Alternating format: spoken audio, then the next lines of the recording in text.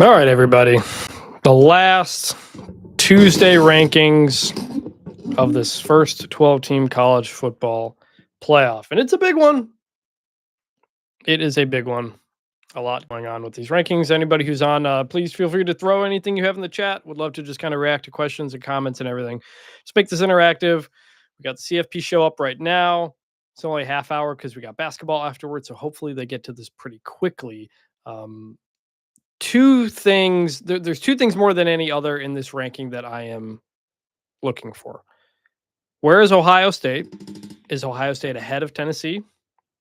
And who is highest among Miami, Alabama, Ole Miss, South Carolina, which could be the last at-large spot? Appreciate everybody who's in and watching and listening. Please subscribe to the channel if you want to. Try to just kind of grow this thing naturally week to week and see what comes of it. So I appreciate everybody who's watching and listening in and doing this whole deal. So big rankings. I had a busy weekend. I was out at Texas A&M. That game did not go very well, or at least it wasn't a fun game, but it was a really cool experience, really cool place. I guess another thing I'm looking for these rankings at the beginning is Louisville or Syracuse a top 25 team? Because if they are, that could benefit SMU. It could impact Miami at the top of the rankings. We got Reese Davis here, and we are off. Let's see how this starts.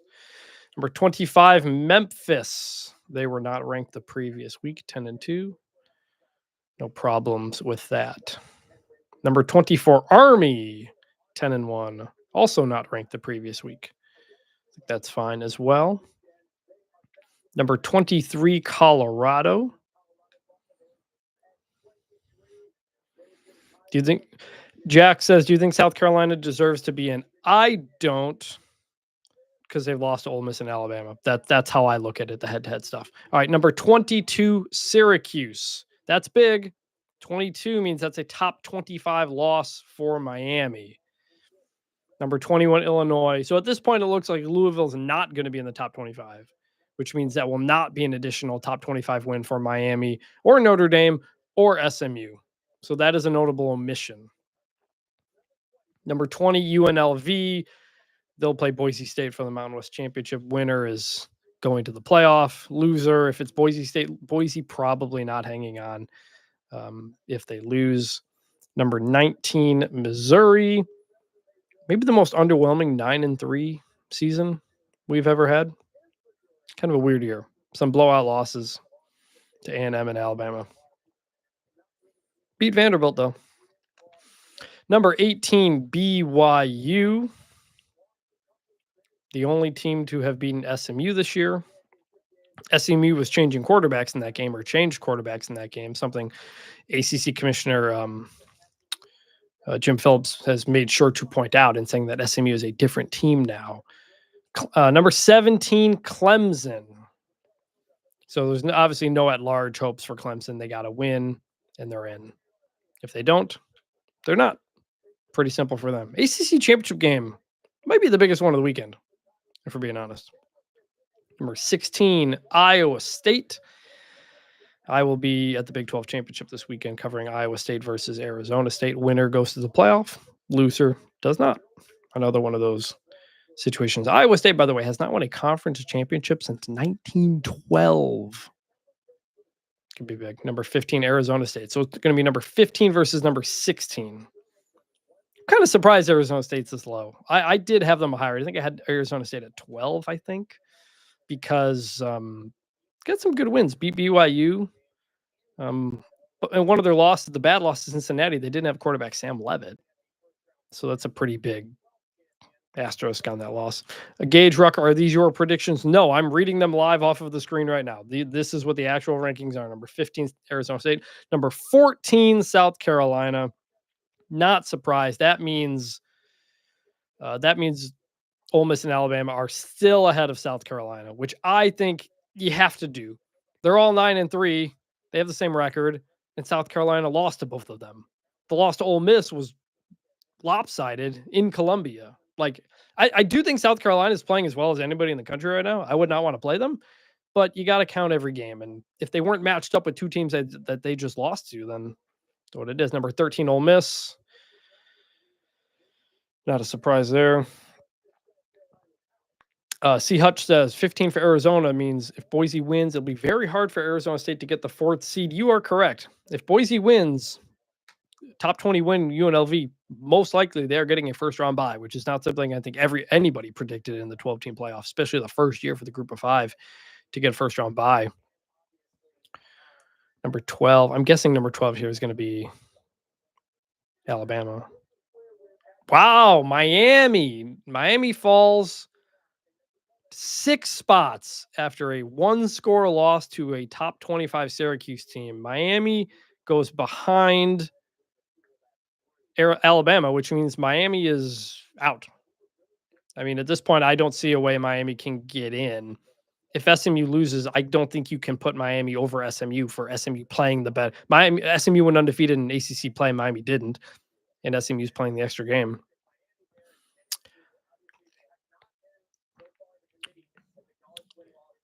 I think that's how I had it too. I think I did have Miami behind Alabama, but yeah, Miami's path to the CFP is all but gone now because you're not jumping Alabama, and if SMU wins, yeah, I don't think you can jump SMU. If SMU loses, I don't think you can jump SMU either. So Miami most likely done.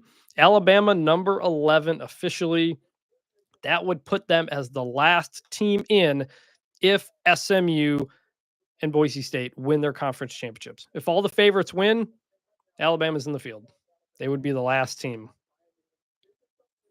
If SMU loses and Clemson jumps in and takes that spot, then you're comparing SMU and Alabama essentially. And I don't think you can jump Alabama not playing over SMU for losing. C. Hutch says, thanks for live. Hit like to support the channel. Yes, please like, subscribe, anything.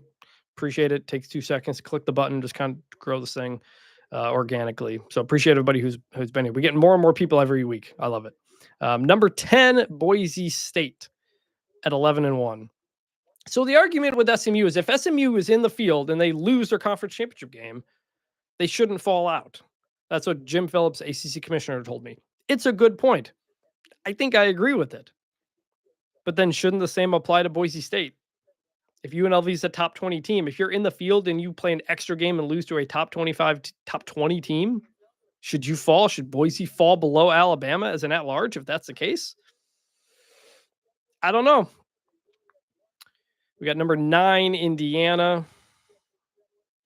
Indiana's not playing this weekend. Alabama's not playing this weekend. Miami's not playing this weekend. I don't think any of those are changing. I think Indiana seems to be pretty clearly in the field. Brendan asks, is Bama in? If SMU wins, yes, Alabama's in. If SMU loses, I don't know. It would be between SMU and Alabama at that point because Clemson will be stealing the bid. Number 8, SMU. All these teams are up 1 spot because Miami lost. These all make sense. SMU has more room to fall than Boise State. That's why, like, if Boise State loses, committee's generally not a fan of the group of 5. If UNLV takes that group of 5 spot, Boise State, Alabama, how do you debate that? That would be a debate as well. If you're Alabama, you want Boise State to win. You want SMU to win. You want those favorites to win and to avoid the bid thieves of UNLV and Clemson. Derek says, I'm an Alabama fan that loves these Boise and SMU teams. A dream scenario if they take care of business. Yep, they do. You win, you're in. If you lose, you're going to be compared to Alabama. And that's not a position anybody really wants to be in. Number 7, Tennessee, which means Ohio State is going to be ahead of Tennessee, which is the right thing to do. Tennessee fans flipped out at me and my former colleague Ari Wasserman this week for saying that Ohio State should be ahead of Tennessee. The reason's pretty simple. Yes, Ohio State lost to Michigan, but Tennessee lost to Arkansas. Those 2 losses cancel each other out, essentially. Ohio State still has 2 top 10 wins against Indiana and Penn State and a 1-point loss to number 1 Oregon. Tennessee just doesn't have anything that matches that. Number 6, officially Ohio State. Ohio State 1 spot ahead of Tennessee. And this comes into play. This is big because it's very possible Ohio State, Tennessee is the 8-9 game. We'll see what the bracket when they're done with this. And that would determine who's playing at whom. Is Ohio State over playing at Tennessee or is Tennessee playing at Ohio State? This would say Tennessee at Ohio State. Number 5, Georgia. Some people have asked me, hey, if Georgia beats Texas, could that help Alabama because it makes that Georgia win better? It would. It's already a top 5 win, though. I don't know how much better if it's a top 5 win versus a top 3 win. The committee's going to say you're not getting any extra wins. You're already getting credit for beating Georgia. Number 4, Notre Dame. That's big-ish. I had Notre Dame ahead of Penn State. Penn State fans not happy with me over that. This could come into play for the number 5 seed because you're going to have presumably here number 3 Penn State versus number 1 Oregon in the Big Ten Championship. Loser of that game would be contending with Notre Dame for the 5 seed. And if you're the 5 seed, you're playing the 12 seed, which in this situation would be the Big 12 champion, Arizona State or Iowa State. And then if you win, you'd play Boise State. That's a good place to be. Number 3, Penn State official. Number 2, Texas official. Number 1, Oregon official. So it played out pretty much the way I expected. Ohio State ahead of Tennessee. Alabama ahead of all those other bubble teams. That's what I had. That's what the committee has. C. Hutch says the crazy thing is if Clemson wins and Boise wins, then Arizona State wins and gets the 4th seed and Boise gets the 3 seed. It's possible. It's very possible Boise State could end up as the 3 seed. All right, here's how the bracket looks. Number 5, 12, Arizona State playing at Penn State. Winner plays Boise State.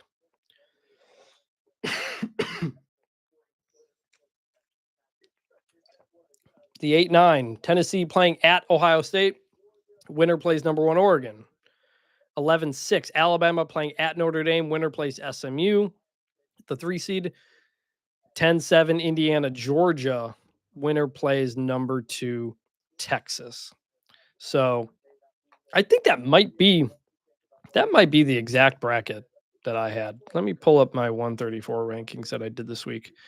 I had Oregon number 1, Texas, SMU, Boise, Notre Dame at Arizona State, Georgia, Indiana, Penn State. No, I had Notre Dame and Penn State flipped because I had Notre Dame getting the 5 seed. They had Penn State getting the 5 seed, but the Big 12 champions getting the last spot there at number 12. They're getting the last automatic bid. So what do you guys think? Do you guys think that's fair? Ohio State ahead of Tennessee? Do you think Alabama should have been ahead of Miami and all those other things? Should SMU be in if they lose to Clemson? It's pretty simple. I don't think there were any big surprises here. I think so here's how the bubble's working. If all the favorites win, if SMU and Boise State win, Alabama's in the field as the last at-large team. If Clemson beats SMU and steals an automatic bid, then you're debating SMU, Alabama for that last spot. And if Boise State loses, you're also arguing Boise State in that group as well. So again, if you're Alabama, you want SMU to win, you want Boise State to win, because you don't want Clemson and UNLV jumping to steal bids, and then you have to be compared with 2 teams that are ranked ahead of you. Pretty simple. I tell you what, I mean, I wrote it this week as well, but like it became pretty simple to pick 12 teams at the end of the season. I don't, like a couple weeks ago, it looked like madness. It could have been any which way of teams. I think ultimately the top 10, pretty simple. I think everybody agrees with it.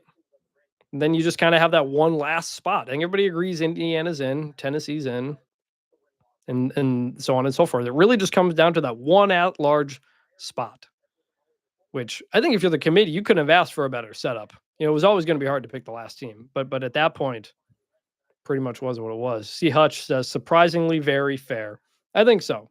I think this is ultimately the right setup for now.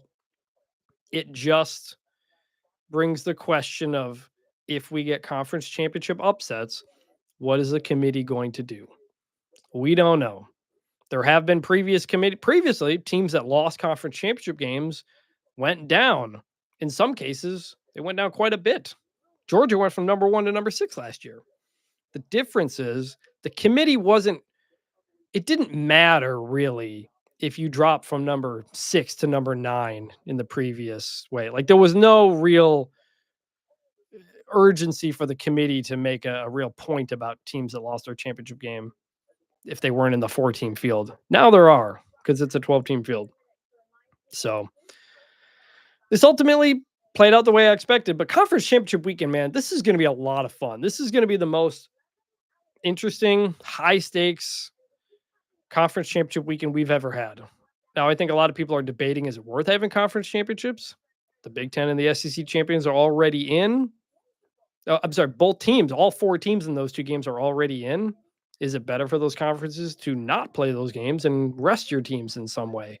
I don't think the SEC wants to do that. They love their SEC championship game. But you're playing for a first round bye, and a first round bye is a big, big deal. And I think that's really a really good situation. I like the 12-team field. I like the buys. I like the seeds. I like that everything matters. There's value to everything going on into this. I know it's a lot. It's a lot to explain to people. I've had to explain to my Notre Dame family members that Notre Dame cannot get a first round bye. But ultimately, I think this is the fairest format we have. And I think that's good. And I don't know who's going to win. I mean, Oregon's the number 1 team. They're the only undefeated team. But I feel like I could pick I could probably say 6, 7, 8 teams out of this field could win it all. Like, I really do. And I think that's going to be a lot of fun.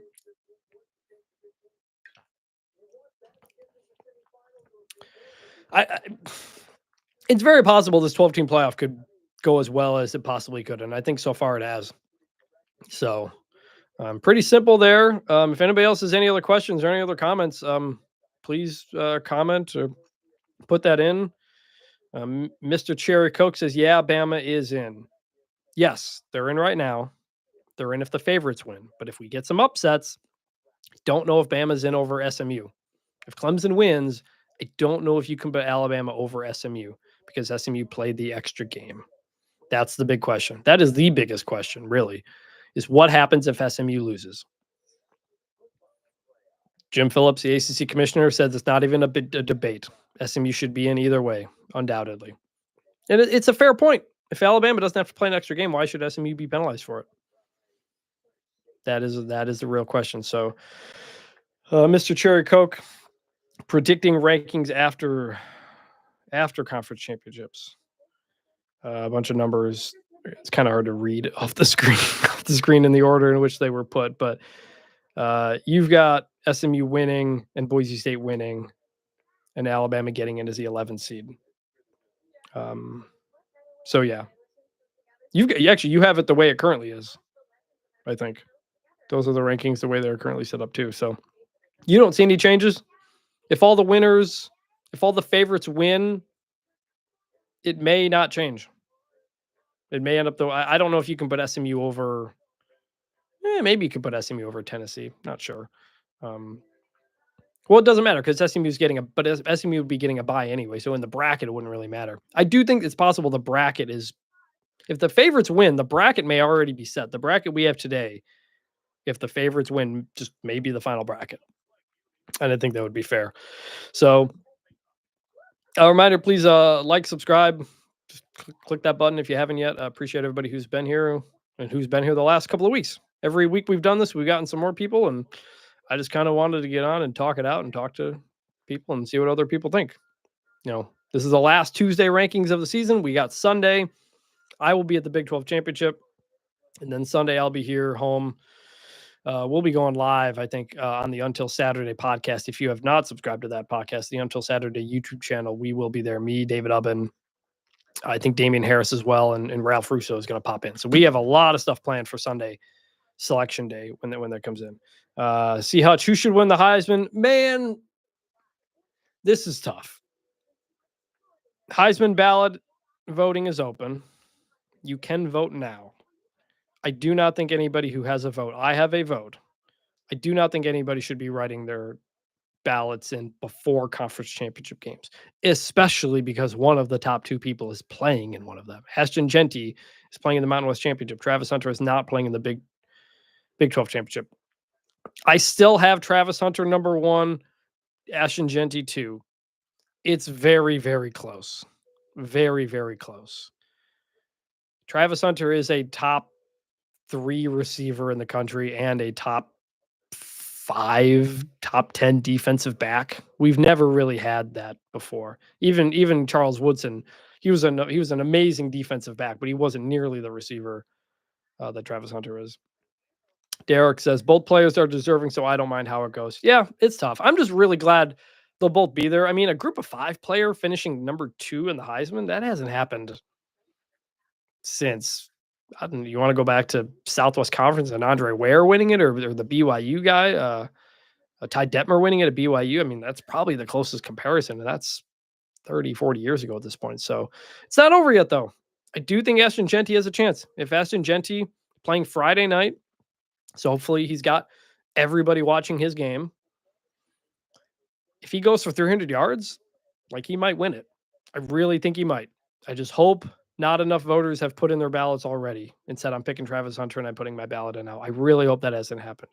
You got to let the full regular season play out. That includes the conference championship game. So we will see.